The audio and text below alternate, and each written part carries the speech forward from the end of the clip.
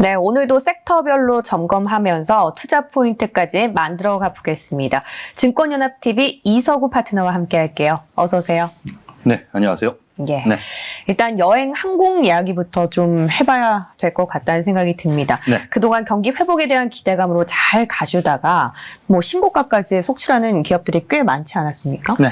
그러다가 갑자기 고점에 대한 부담과 동시에 변이 바이러스 이슈까지 좀 맞물리면서 타격이 없지 않아 있어 보입니다. 여행 항공주 통틀어서 일단 러프하게 전망 한번 들어볼까요? 일단 조정을 줬습니다. 한 열흘 조정 줬죠? 네. 예, 그런데 이거는 단기 변동 요인이라고 생각합니다. 오, 그리고 단기적이다. 변이 바이러스 문제 분명히 악재는 악재죠. 그런데 이 역시 단기 변동 요인으로 이 종목들, 즉 항공주와 여행주 과연 어떻게 할 거냐?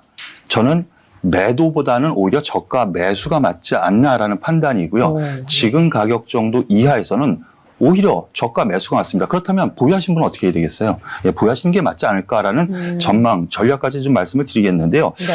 시간이 지나면서 조금 더 완화되는 흐름이 저는 될 거라고 예상을 합니다.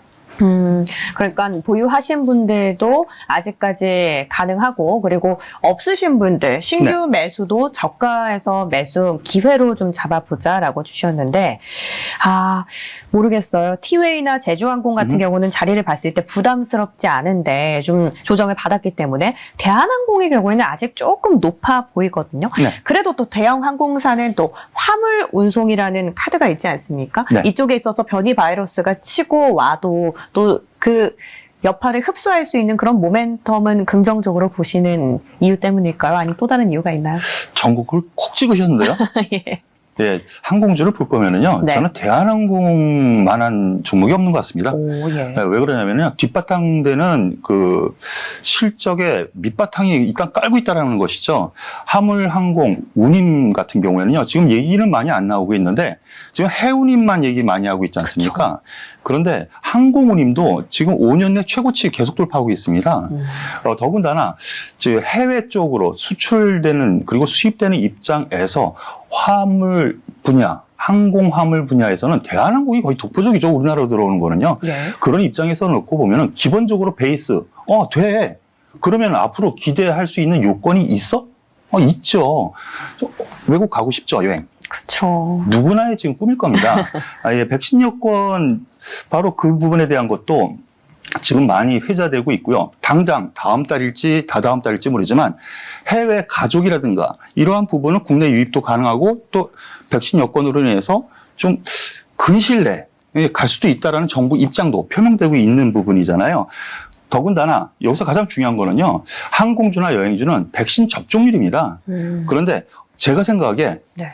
어제 일본 증시 3% 넘게 급락했죠. 깜짝 놀랐어요. 놀라셨어요? 네. 예, 저도 놀랐습니다. 예. 그런데 우리나라 생각보다 강했어요. 그러니까요. 거기에 예. 왜 그랬을까 생각을 하면요. 일본 같은 경우에는 백신이 백신을. 있는데도 못 맞추고 있단 말이죠. 근데 우리나라는 들어오는 족족 구조적으로 지금 잘 짜져 있기 때문에 백신 접종률이 높아져 가요. 그러면은 향후 경제 성장률이라든가 아니면 경기 회복에 대한 속도에 대한 부분을 얘기를 한다면 우리나라가 더 빠를 거라는 입장. 그러면 외국인 기관의 매도가 나오더라도 향후가 좋다면 이런 느낌표가 나온 거죠. 그래서 제가 생각하기에는 향후에도 이런 생각에서는 주변 증시보다는 우리나라의 증시가 조금 더 강한 흐름이 좀 나오지 않을까라는 생각이고요. 네. 그런 입장에서 대한항공 그리고 항공주 같은 경우에는 이러한 백신 여권 그리고 해외로 나가고 싶어하는 이런 욕구 그런 점에서 놓고 보면 아직 폭발은 아니다. 더 갈 여유가 있다라고 생각이 됩니다. 그렇기 때문에 그래 화물 좋아. 그리고 앞으로 성장성 그래 여객수에서 나올 수 있어. 이런 기대감 아직도 남아있기 때문에 조정시 매수 관점 지금 이하 관점이라면 저는 충분하다고 생각합니다. 높지 않다고 생각합니다. 항공주는 조정 시 매수해서 좀 더 수익을 내볼 수 있다. 네, 지난 시간에도 한번 2주 전인가 말씀을 드렸는데요. 네네. 이 여행주는요. 저는 차선위로 좀 보시는 것이 맞지 않을까 싶은 생각을 합니다. 왜요? 일단 전 세계적으로요.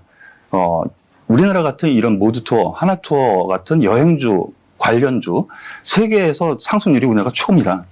예, 그런데 이미 실적이 얼만큼 올라갈 건지에 대한 어느 정도 반영이 됐다고 보거든요. 그렇기 때문에 조종시 매수 관점은 맞는데 항공주 대비 열위가 되고요.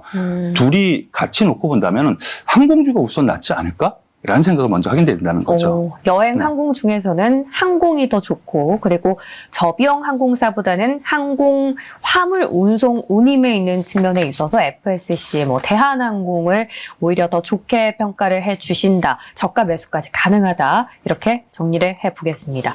자, 이번엔 게임주도 한번 볼까요? 네.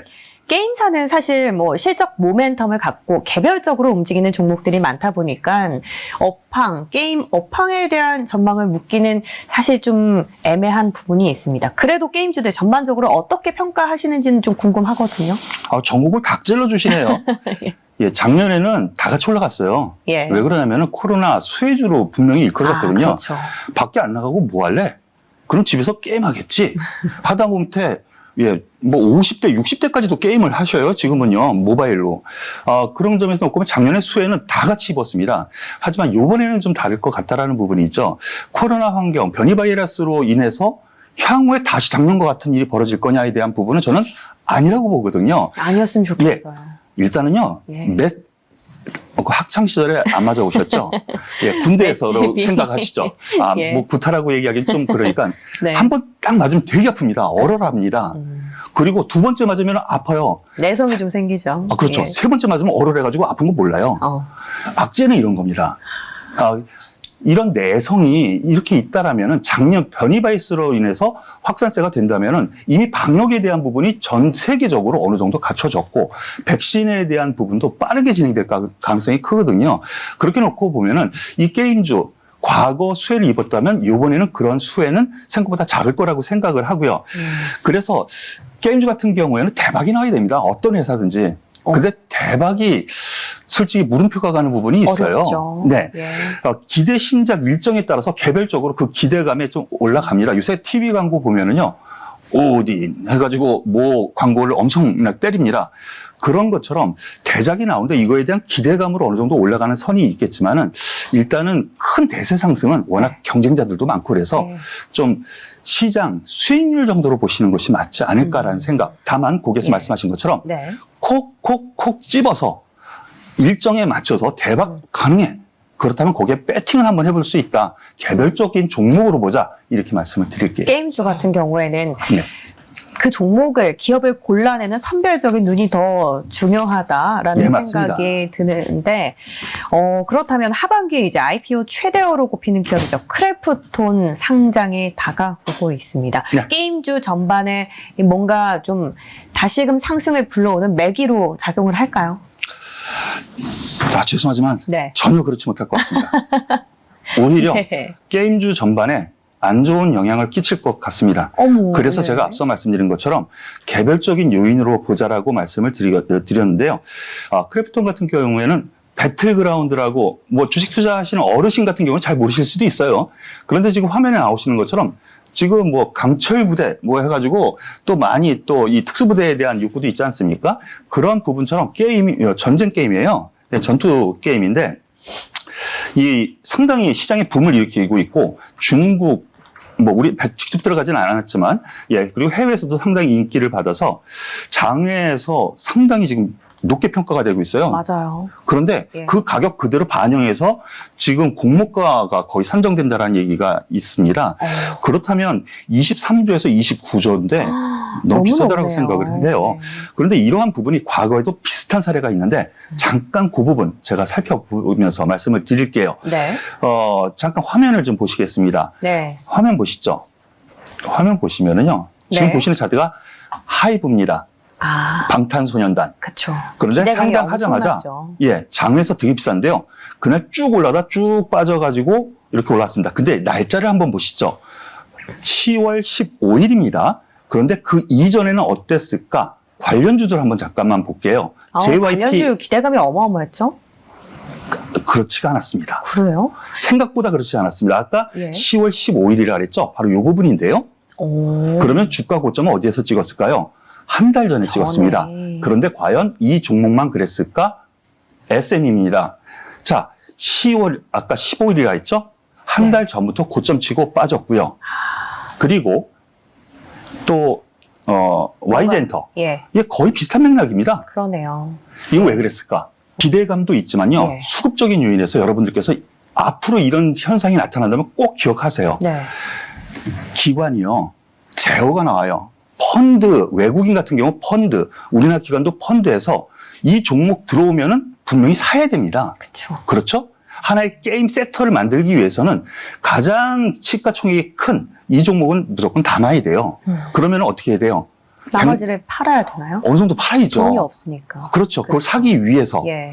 그러면은 외국인 기관 같은 경우에는 과거 사례를 보니까 한 달 전부터 물량을 줄이더라. 그렇기 때문에 꽹주 전반적으로는 좀 어느 정도 물량이 나와서 시세는 좀 주기 힘들겠지만 개별적인 요인으로 향후 신작 기대감, 대박 기대감 요들 있는 종목으로 접근하자라고 저는 말씀을 드리는 겁니다. 그러면 계속해서 이제 종목을 고르는 게 중요하다라는 말로 귀결이 되는 것 같은데, 네. 그럼 볼만한 게임주 하나 알려주시죠.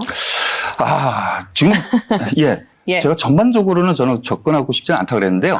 다만 굳이 꼽자면은 일단은 카카오 게임즈는 분명히 괜찮다고 봅니다. 그래요? 왜 그러냐면요. 화면 잠깐 보시죠. 예. 화면 보면은요. 상장, 급등 이후 따상이라는 얘기가 이때 많이 나들었었죠. 바닥을 많이 소화하면서 물량 소화를 대부분 했고요. 그러면 차트만 좋은 거냐? 그렇지 않습니다. 내용이 있습니다. 지금 아까 말씀드린 것처럼 지금 TV 보시면요. 오딘 해가지고 광고 엄청나게 때리는 신작 광고. 예. 그게 지금 카카오 게임즈의 예, 신작인가요? 그렇습니다. 지금 날짜 일정이 거의 잡혀 있는데요. 네네. 그런 점에서 놓고 보면 그 기대감. 그래서 이것이 다운로드 순위 1위 만약에 친다면 긍정적인 요인이 분명히 나타날 거기 때문에 카카오 게임즈 그리고 그 이외에 신작이 몇 개 더 있기 때문에요. 네. 어느 정도 카카오 게임즈로 한번 보시는 것이 맞지 않을까라는 생각입니다. 게임주에 대해서 그닥 이렇게 전망을 밝게 보시진 않지만 그 안에서 그래도 종목을 저희가 꼽아달라고 요청을 드렸더니 카카오 게임즈란 기업이 남았습니다.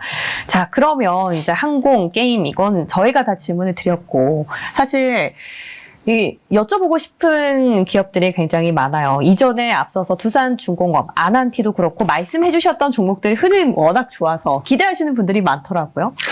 운이 좋았습니다. 그리고 매일경제 바로 이 방송과 또 잘 만나봅니다.